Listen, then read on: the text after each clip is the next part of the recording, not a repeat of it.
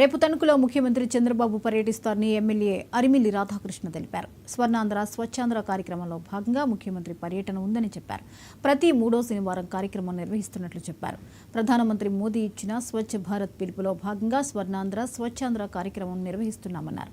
ఈ కార్యక్రమంలో ప్రతి ఒక్కరూ భాగస్వాములు అవ్వాలని పిలుపునిచ్చారు ఎమ్మెల్యే రాధాకృష్ణ. అదేవిధంగా మున్సిపాలిటీల్లో కానీ, గ్రామ పంచాయతీల్లో కానీ,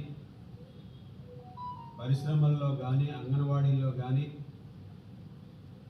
ప్రతి చోట కూడా పరిశుభ్రత పారిశుద్ధ్యానికి ప్రాముఖ్యత ఇచ్చే విధంగా ప్రతి 3వ శనివారం కూడా ఈ కార్యక్రమాన్ని తీసుకుని నిర్వహించడం జరుగుతుంది. అందులో చంద్రబాబు నాయుడు గారు ఇప్పుడు ముఖ్యమంత్రిగా ఉన్నా కూడా ఇటువంటి కార్యక్రమాలకి అధిక ప్రాధాన్యత ఇచ్చి ప్రజల ఆరోగ్యంతో పాటుగా పర్యావరణాన్ని కాపాడుతూ ఈరోజు అన్ని స్వచ్ఛ గ్రామాలు స్వచ్ఛ పట్టణాలుగా ఉండాలనే సంకల్పంతో ముందుకు వెళ్ళడం మనందరికీ కూడా తెలుసు.